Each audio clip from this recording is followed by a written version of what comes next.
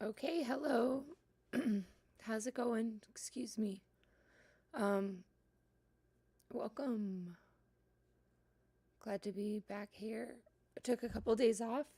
I'm still messing around with my audio, so if anybody watches live, then um, let me know how this sounds. And I'm gonna try and play some music.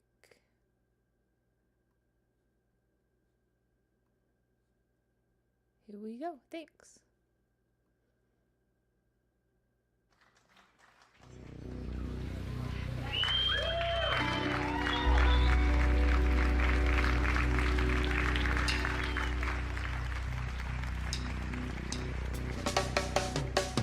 Hello, is there anybody in there? Knock if you can hear me. Is there anyone home? Come on now. I heard you feeling down. I can ease the pain, get you on your feet again. Relax. I just need some information first. Just the basic fact. Can you show me where it's at? There is no pain you are receiving. A distant ship, smoke on the horizon. Oh Lord, and you are only coming through in waves. Your lips move, but I can't hear what you say. When I was a child, I got a fever. My hand felt just like two balloons. Oh Lord, now I've got this feeling once again. Can't explain, you would not understand. This is the how I am. Yo!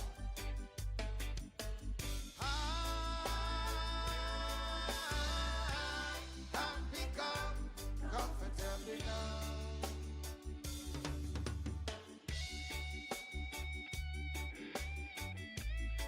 Yeah.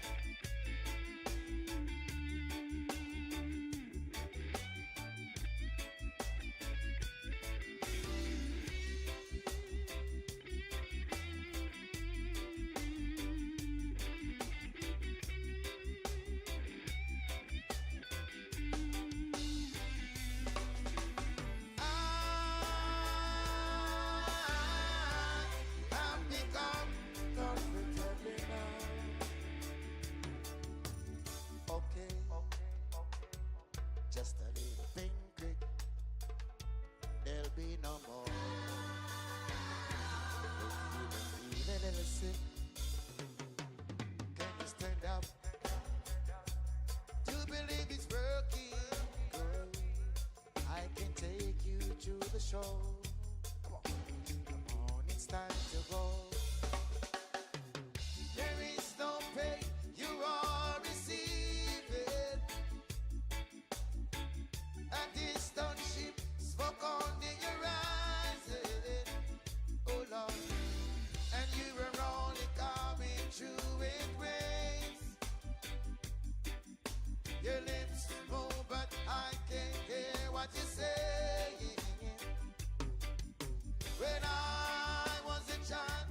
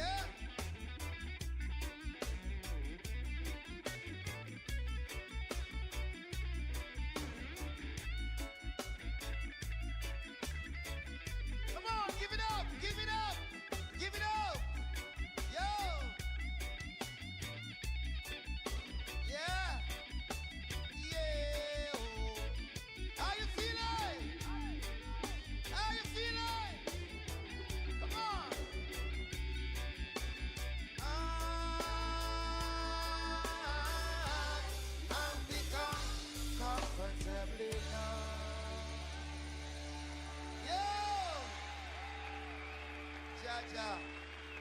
Loving them. Every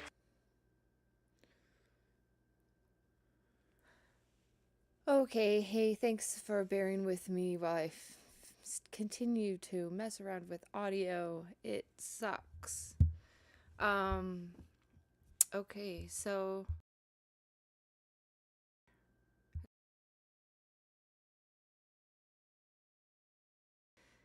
it's kind of dumb. So I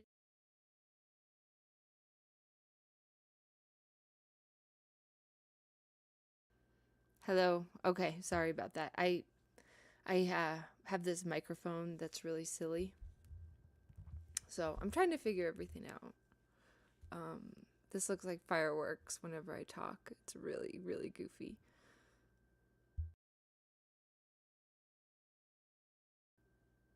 Okay, sorry.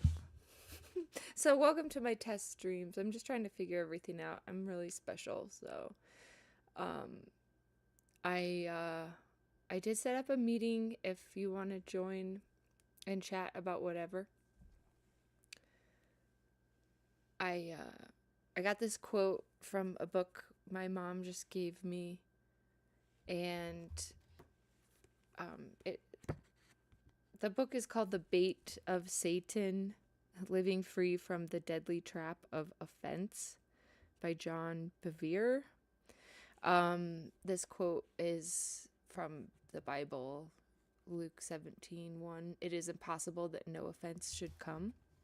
And I haven't gotten into this yet, but I thought it was timely. The fact that everybody's just, raging these days, and so of course we're gonna be offended by things. It's just natural. Satan always be baiting, so even when you try and do your best in life, like, this is always gonna happen. You're gonna face yourself. I mean, I always kind of think I'm my own worst enemy, and it's easy to get caught up in being a hypocrite and everything like that. So this book seemed really timely to mention, and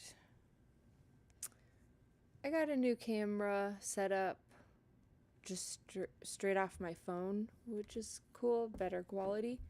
So I'll be messing around with my audio stuff and everything, but I'm gonna try to roll in another video and play some music. That first song was a cover of Pink Floyd, and my friend happened to be mentioning that song right before I went on, so I added it to my queue.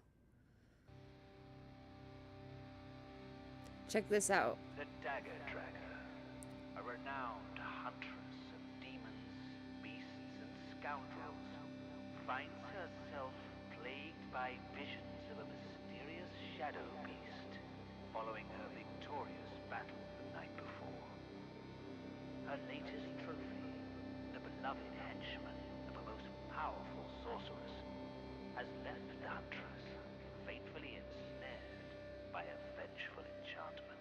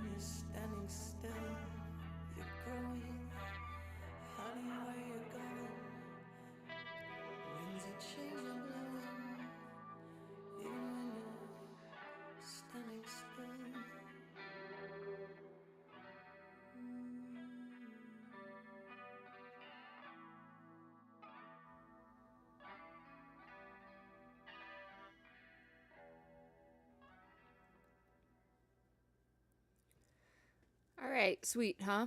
Um, Trying to figure out the music levels and my microphone levels and all that stuff, but we're just playing around. So thanks for being here. If you are checking this out live, we have a link to a meeting. Um, it's through Jitsi, and it's pretty easy if you want to stay anonymous on there. You can kind of do that, stay off camera if you still want to talk about stuff. I just got this book that I mentioned, so I just thought it was interesting that I was talking to my mom and stepdad earlier today, and they had mentioned they're starting a new Bible study book club thing about this book. So, in regards to the quote and the introduction to this book, often those who are offended do not even realize they are trapped. They are oblivious to their condition because they are so focused on the wrong that was done to them. They are in denial. The most effective way for the enemy to blind us is to cause us to focus on ourselves. This book exposes this deadly trap and reveals how to escape its grip and stay free from it. Freedom from offense is essential for every Christian because Jesus said it is impossible to live this life and not have the opportunity to be offended. So that has just been resonating with me personally, trying to navigate this world. From chapter 1, the closer the relationship, the more severe the offense. You find the greatest hatred among people who were once close. Attorneys will tell you the most vicious cases are in the divorce courts. So, that just hits me personally, having just got divorced and like really making the concerted effort to be kind and understanding. So just for my own sake and for the sake of our children that we share. And, people can grow apart, and it's hard not to hold like resentments. And so I'm just very fortunate that I was able to find some peace in that whole process and kind of forgive him and just not take it personal. And that's a really really challenging thing. But I've just found it to be very comforting that we had a very easy, amicable separation and divorce, and our kids are well adjusted to that. So not to speak too much, personally about my life, but I'm using this as a platform as catharsis to be able to figure out, how do I navigate the world right now while it's pretty crazy and hard, and especially just being a mom and raising kids. And I want to be able to process these things and figure out, just how to deal with my own situation personally, and then how to talk to the kids as they grow in such a crazy time in society. And there are great things about the world still, but it's definitely really hard. And I think one thing that I've been focused on as well, and I've been having conversations about this with people I know, is just this idea of healing yourself and finding ways to forgive others. And if you disagree with somebody, still having some understanding for them. And if you come from a Christian perspective or some other spiritual perspective, I think these these, like the golden rule, it can apply to just, yeah, navigating the really tough stuff about life and then finding some peace in it, and just realizing the only thing you can work on is going to be yourself.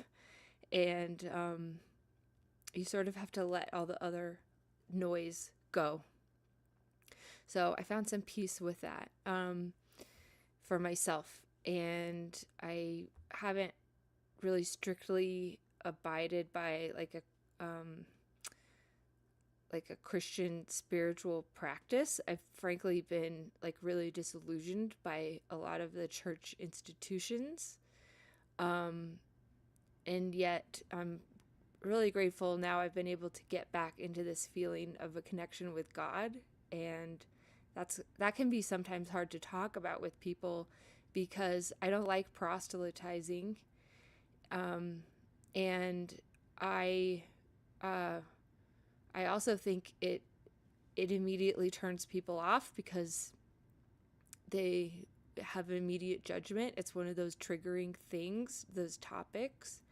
And so I've been fortunate to be able to have these discussions with some friends and some members of my family.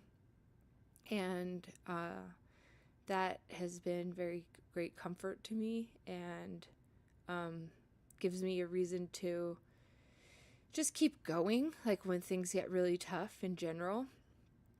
And people are going to have so many different points of view, right? So that's why I don't like proselytizing, and I don't always talk about these things with others, because I don't want to offend them, especially if I know they're very strong in a certain belief.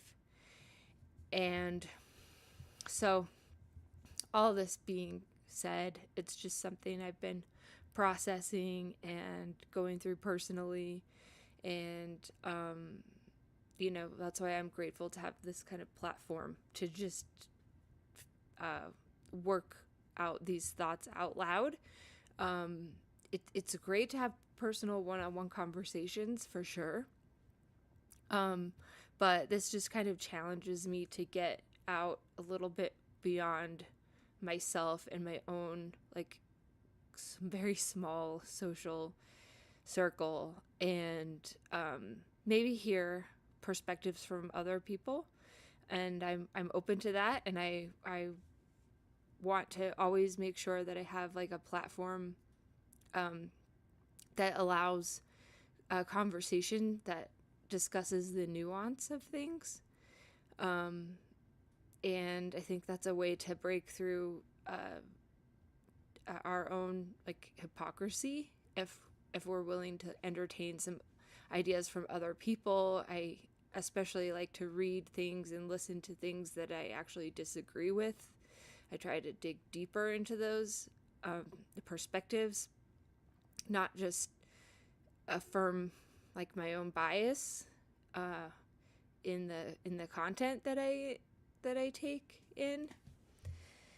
So that can be a real big part of the challenge in the world these days, probably, is just falling into these traps of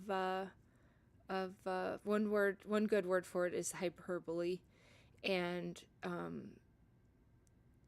think it's also okay to be wrong and to take a step back. And you don't always have to make amends for things. Sometimes that's impossible. But I like to reflect upon things maybe a little too much. But I found myself, even though I still think a lot, I've been letting go of a lot of worry, and I've found a clearer head and been able to just kind of focus on the basics, which was always really hard for me. I don't know, I would get really caught up and worry about whether or not I was making the right decisions. And then that would sort of leave me immobilized.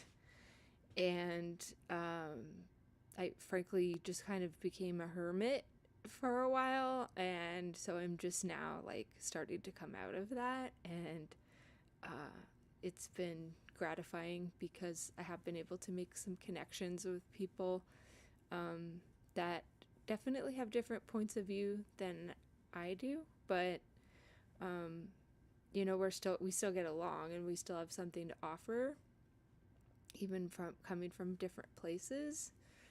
So I feel like that's part of my mission is to if we're going to disagree, we disagree better. And it sounds pretty corny, but you know, it is what it is. So I think maybe my friend will join me in a chat, but he said he had some stuff to do. So I don't know. I guess I said a lot of things that um, that were on my mind already, you know. But I am just so feeling so grateful these days because a lot of things I had been pondering, thinking about, journaling about, um, they I'm finding like content out there that like resonates with me, and I really like that. I think my friend Mark's in the chat, and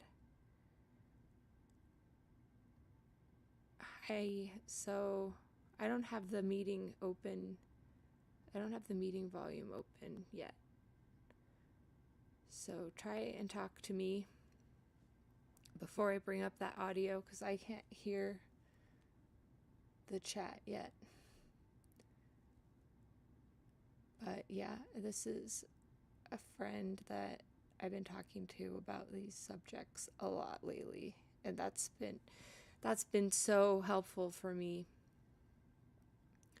I can't tell you how nice it is to just be able to converse with people and you know get kind of nervous about bringing up certain subjects, and then you find out like, oh, okay, like luckily they're actually in agreement, and that feels so good.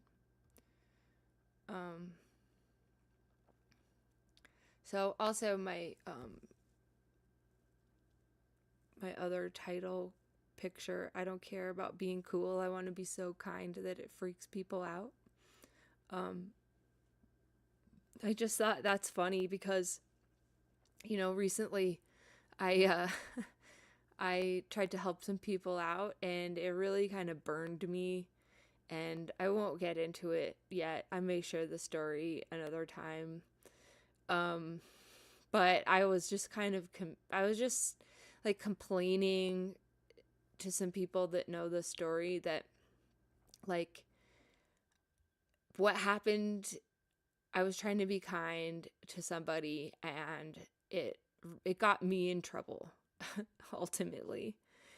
And I was complaining that it was like the perfect example of why I should just not help people and be mean and be selfish. And I mean, I was kind of joking, but I've been really upset about this situation. It's really not cool.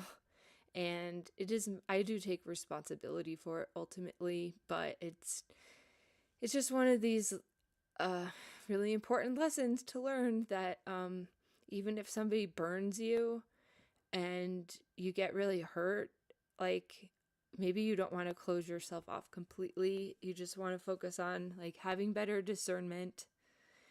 And for me, I'm just trying to follow my heart, and you know, maybe I'll get burned if I put myself out there again. Like that's been one of my problems with not wanting to entertain like the idea of any kind of serious relationships at all, because you know I was just so like bummed out that you know my marriage fell apart, and I never really wanted that. And now I'm kind of coming out of it at least appreciative that that like I survived that. And Yeah, now I've been really grateful to like have time alone and be able to reflect on the things that I really value, and just going forward from that has been a really positive thing. Um, I recently went to a play that my niece was in. She attends a school that puts a lot of effort into middle school, high school age productions, and they just did A Midsummer Night's Dream, and it was really very well done. It's so impressive that these kids do such a great job. The director is amazing, and I don't want anybody arguing with me about Shakespeare wasn't a real man. I don't even care. Just let me have my fantasy that he was real, because I love Shakespeare in Love. It's a great movie. And Midsummer Night's Dream is really funny. There's a lot of different uh, film productions of it. So if you are unaware of Midsummer Night's Dream, I don't really care if I spoil it for you, because I think there's still lots of elements of surprise if you get a chance to watch a film version or an actual stage production of it. But the part that I really appreciated was my 8-year-old is really fidgety kid, just active, and he was struggling sitting through a 2-hour play. And by the end, though, he was like, "This is the best play I've ever had." So it was adorable that he got into it. It's really funny. Um, it is a comedy. It pokes fun of this idea of just how messy love can be, and you know I like one person and they don't like me, and um uh somebody else likes me and I don't like them.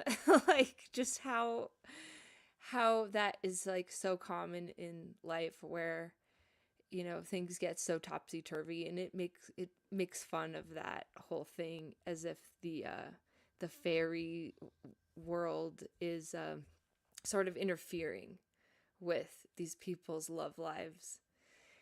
And it's cute, it's adorable, it's a great story. So I'm so grateful that and it's hilarious. There's quite a lot of absurdity.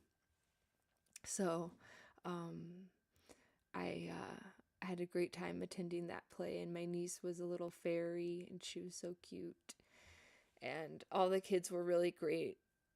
It was amazing. So um that was fun. I'm still trying to hear if my buddy's gonna join me.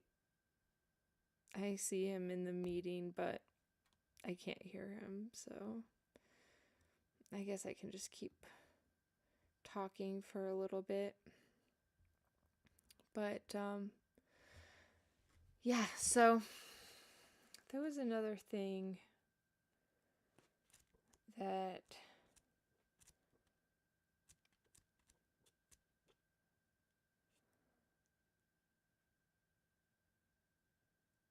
okay.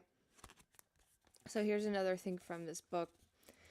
When those who have been placed in my life to lead me and train me betray me and turn against me, as Saul turned against David, I will follow the example of David and refuse to let hope die in my heart. So, I don't know. What do you think about this? I mean, you might be critical of Christian points of view, but I think there's still really important lessons to come from these teachings. They come since before, uh, certainly before like the modern churches were institutionalized. So, hey, Mark, are you there? I kind of see you trying to talk, but I can't hear you. weird. So, yeah, I frankly was really disillusioned by going to church, by just Christians in general. I saw them pretty hypocritical myself. So, I get it. I mean, it's hard. People get triggered by things from a very young age, and that's kind of a common thing these days, is like uh, healing the childhood trauma, like the shadow work stuff, like really going back and fixing those things, not just for the sake of other people, it's for the sake of ourselves, honestly. So,